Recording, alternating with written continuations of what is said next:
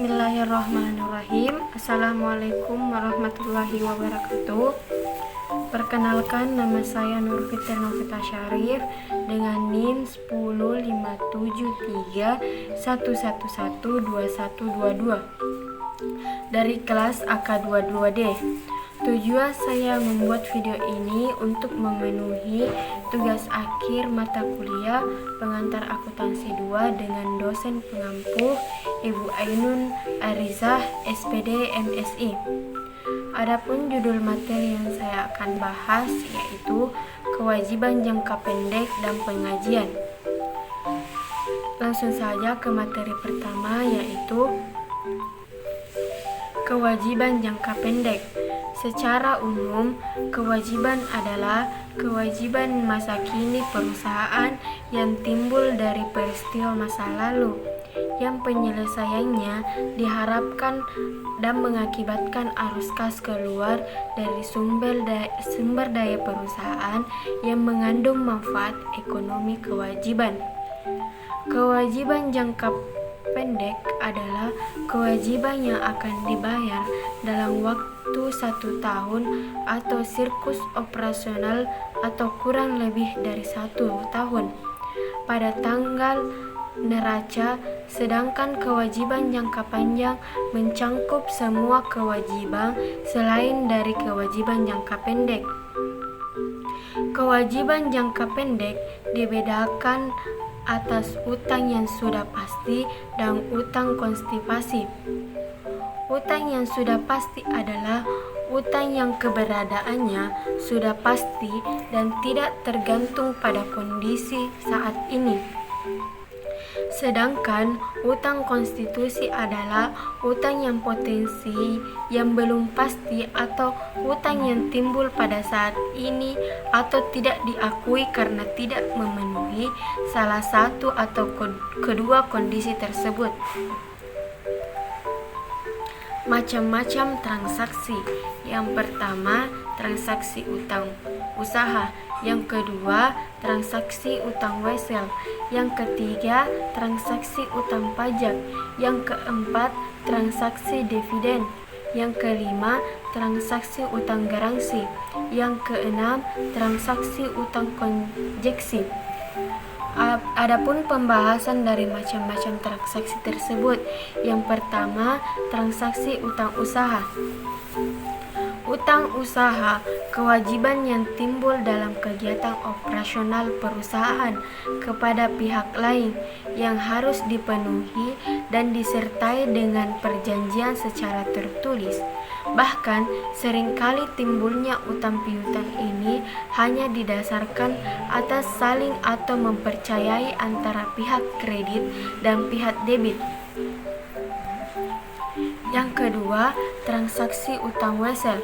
Utang wesel adalah kewajiban yang harus dibayar oleh perusahaan wesel atau promes utang wesel biasanya diterbitkan untuk memenuhi kebutuhan jangka pendek dan sering direntangkan dengan pembayaran bunga utang wesel. Utang wesel terbagi atas dua, yaitu wesel berbunga dan utang wesel yang tidak berbunga. Utang wesel berbunga adalah ketika utang wesel berbuat dalam kategori kewajiban jangka pendek. Terbitnya ia dicatatkan ke dalam akun utang wesel pada kolom debit sebesar nilai nominalnya tanpa ada saat jatuh tempo akun tersebut dicatat atau dihentikan atau ditutup. Penutupan akun tersebut yakni dengan mencatatnya ke dalam kolom debit sebesar nilai nominalnya dan dicatat pula di kolom debit akun beban bunga wesel. Utang wesel tanpa bunga. Pada saat menerbitkan utang wesel tanpa bunga, kas diterima oleh perusahaan adalah sebesar nilai nominal dikurang dengan diskonto selisih antara kas diterima dan nilai nominal wesel tersebut dicatat dalam akun diskonto untuk wesel diskonto.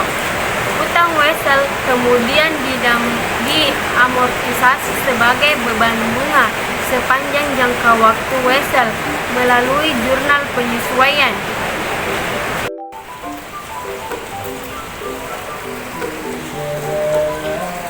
Yang berikut Kim.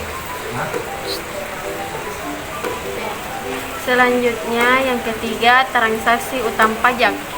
Di Indonesia, semua badan atau program yang termasuk ke dalam kategori wajib pajak memiliki kewajiban untuk melakukan pembayaran pajak setiap tahunnya. Hal ini sesuai dengan perundang-undangan yang mengatur tentang perpajakan. Wajib pajak tersebut dapat mencatat kewajiban pajak orang pribadi dan wajib pajak.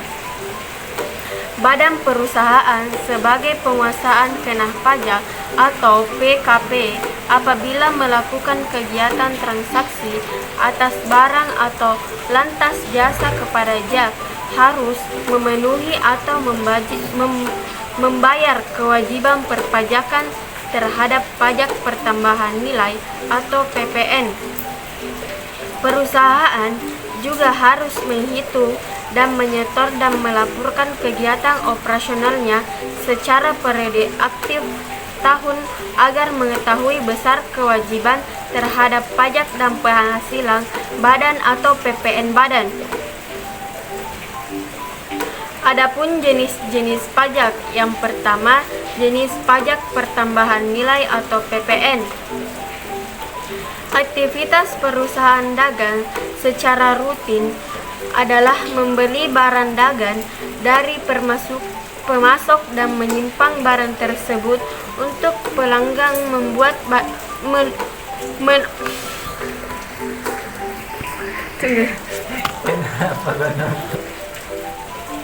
Jenis-jenis pajak, yang pertama, transaksi pajak pertambahan nilai atau PPN.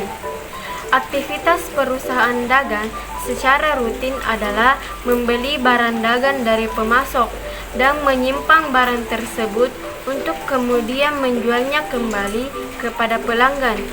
Menurut Undang-Undang Nomor 42 Tahun 2009 tentang Pajak Pertambahan Nilai Barang Jasa serta pajak penjualan atas barang mewah, transaksi atas barang atau jasa kena pajak dikenakan dengan PPN sebesar 10%. Apabila perusahaan melakukan transaksi penjualan barang atau jasa kena pajak, perusahaan harus memungut pajak pertambahan nilai kepada pelanggan. Tarif yang dikenakan atas barang atau jasa kena pajak adalah sebesar 10% dari dasar penggunaan pajak atas barang dan jasa kena pajak. Selanjutnya, transaksi pajak penghasilan badan atau PPN badan. Perusahaan sebagian wajib pajak harus patuh terhadap undang-undang perpajakan dengan cara menyampaikan surat pemberitahuan seperti SPT kepada negara sebagai bukti telah membayar pajak penghasilan badan atau PPh badan. Sebagaimana dicantumkan dalam Undang-Undang Nomor 36 Tahun 2008, pajak penghasilan badan adalah pajak yang dikenal kepada badan atau perusahaan atas laba yang diperoleh atau diterima selama setahun. Perhitungan pajak penghasilan badan adalah berdasarkan laba menurut Undang-Undang Perpajakan dan bukan laba menurut standar akuntansi keuangan.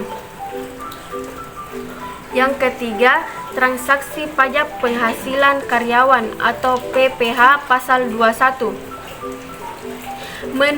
Perusahaan sebagaimana wajib pajak memiliki kewajiban memotong pajak atas penghasilan karyawan yang karyawan atau PPh pasal 21 sebagaimana diatur dalam Undang-Undang Nomor 36 Tahun 2008 tentang pajak penghasilan.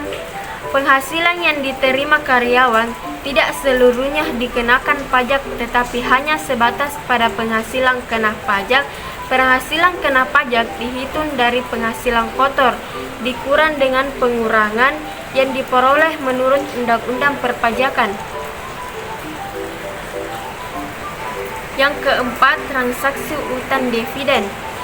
Dividen adalah laba perusahaan yang dibagi pada bagian oleh perusahaan, yaitu berupa kas dan juga perusahaan aset non-kas. Apabila perusahaan non-kas, dividen yang dibagi dicatat di kolom debit akun saldo laba sebesar nilai kewajiban aset yang disertai dalam rangka pelaporan keuangan.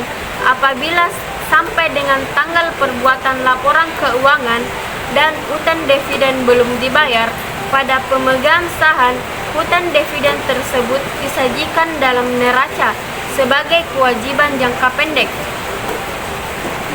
Yang kelima, transaksi utang garansi. Strategis perusahaan untuk meningkatkan penjualan barang atau jasa dengan tahun ke tahun dengan seragam. Salah satunya jenis strategis tersebut adalah memberikan garansi pada pelanggan sebesar memberikan jaminan referensi gratis, jaminan pengganti suku cadangan gratis dan sebagainya.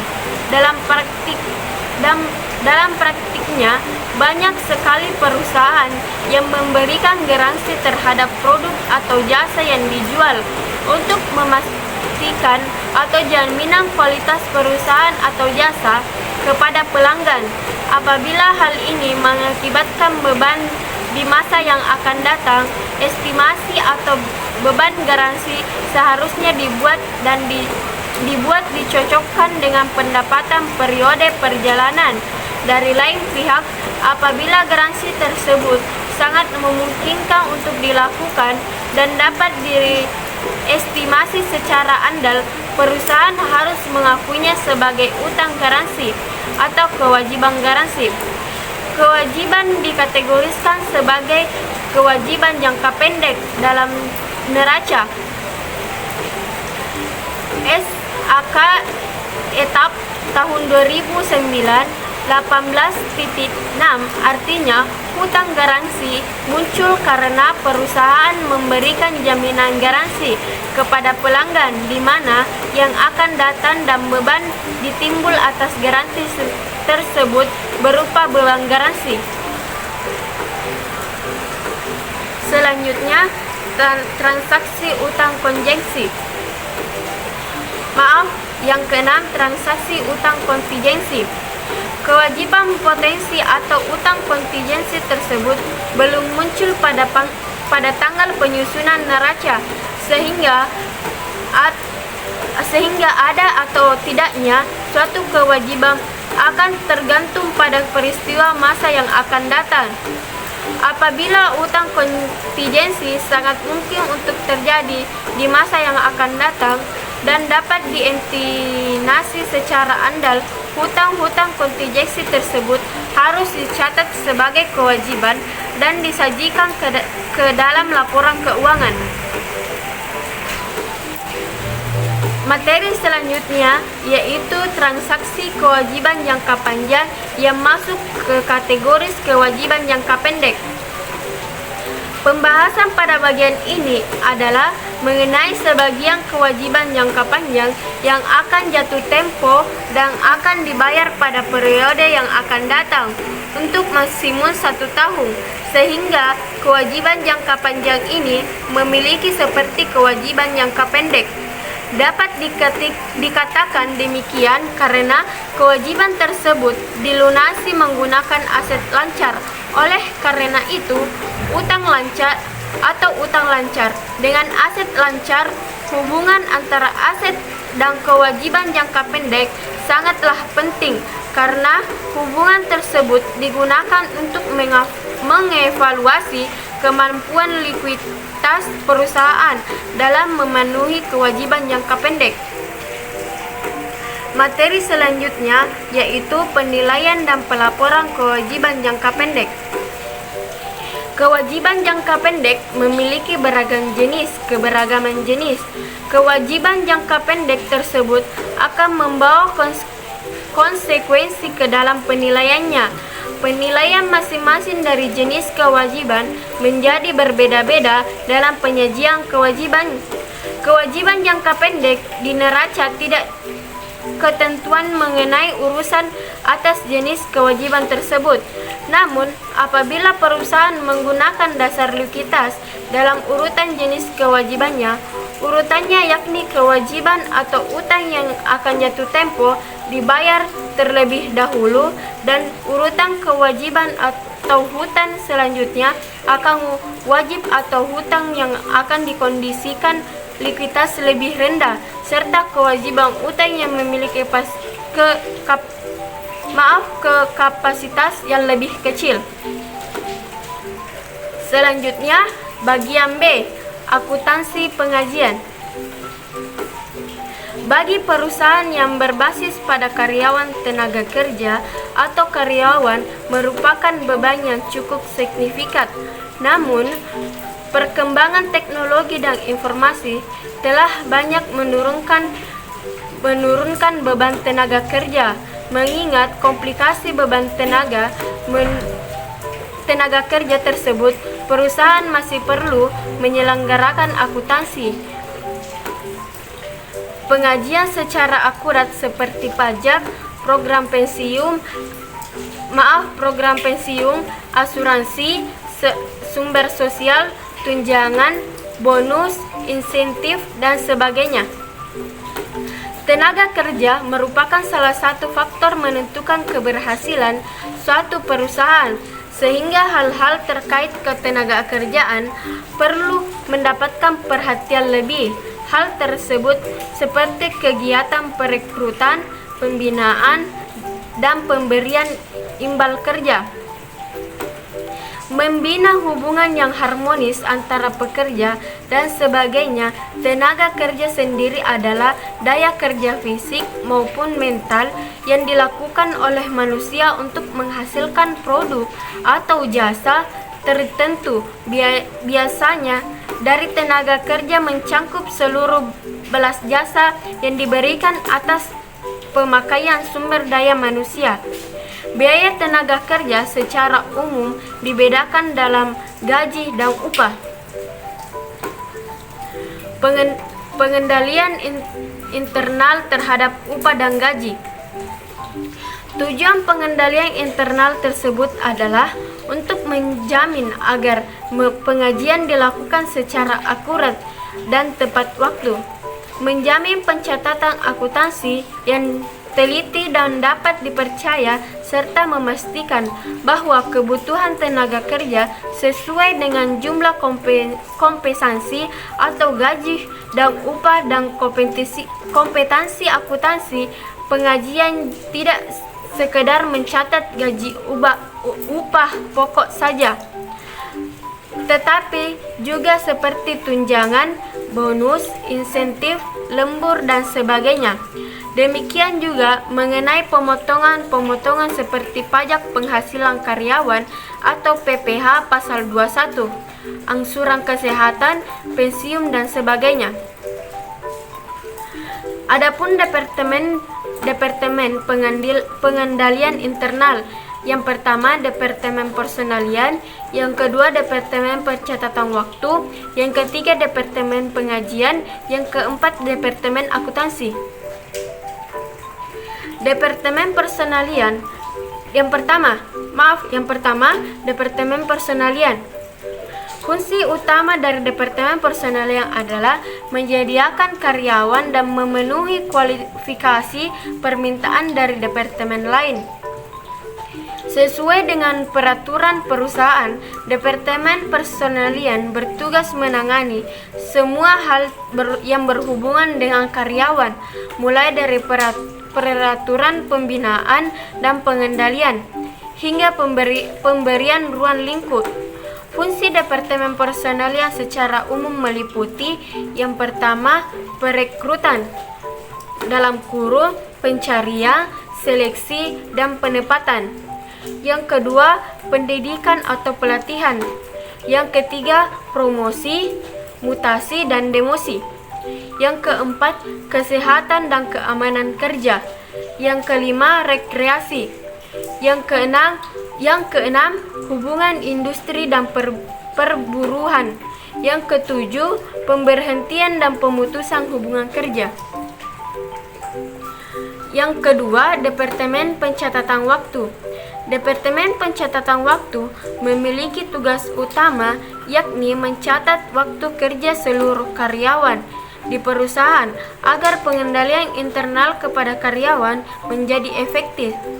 Pencatatan yang akurat atas waktu kerja masing-masing karyawan di perusahaan perlu dilakukan dengan menggunakan kartu absensi atau cek log atau alat lainnya. Yang ketiga, Departemen Penggajian.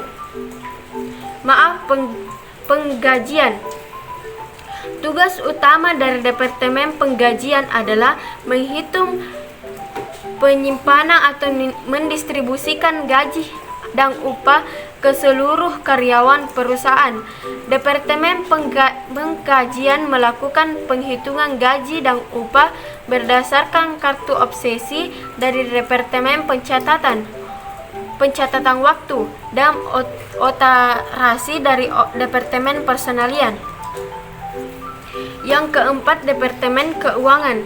Berdasarkan regulasi upah dan gaji dari Departemen Penggajian, Departemen Keuangan melakukan pembayaran kepada seluruh karyawan melalui kasir dalam rangka pengendalian internal pembayaran. Upah dan gaji kepada seluruh karyawan biasanya menggunakan cek atau transfer langsung ke rekening tabungan masing-masing karyawan. Adapun komponen upah dan gaji. Yang pertama, gaji dan upah pokok. Yang kedua, program upah insentif atau bonus. Yang ketiga, premis lembur. Yang keempat, program pensiun. Yang kelima, program jaminan sosial dan ketenagakerjaan. Adapun salah satu contoh soal yaitu 6.14. PT Gemerlap Putri Surya adalah perusahaan yang bergerak dalam bidang pembuatan paper, kon atau kelok benang, yang dibuat chip bron atau kertas karton untuk industri tekstil. Di Departemen Penggunaan Kertas, setiap karyawan diupah sebesar 6.800 per jam dan seminggunya bekerja selama 42 jam. Pada minggu ketiga, Hamid Tajuddin yang merupakan salah satu seorang karyawan perusahaan bekerja selama 47 jam. Berdasarkan kebijakan dari manajemen upah, lembur yang dibayar sebesar 1,5 kali dari upah reguler. Pertanyaannya, yang pertama, hitunglah total pendapatan dari Hamid Tajuddin selama 1 minggu. Yang kedua, buatlah jurnal pencatatan biaya tenaga kerja tersebut. Yang pertama, total pendapatan seminggu. Upah kerja reguler yaitu jam dikali dengan upah gaji, yaitu 42 jam dikali 6.800 dengan hasil 285.600. Yang kedua, upah lembur, yaitu 5 kali 34. Hasil dari 5 kali 3.400 yaitu upah reguler dibagi 2 dengan hasil 3.400. Upah lembur dikali dengan hasil dari 5 kali 3.400 sebesar 17.000. Hasil akhir dari upah kerja dan upah lembur adalah 336.600. Jurnal untuk yang kedua, jurnal untuk mencatat tenaga kerja. Pada tanggal 31 Desember, ban dalam proses dan tenaga kerja langsung dicatat di kolom debit sebesar 336.600. Gaji dan upah dicatat di kolom kredit sebesar 336.600. Sekian dari saya ucapkan banyak terima kasih. Assalamualaikum warahmatullahi wabarakatuh. 20.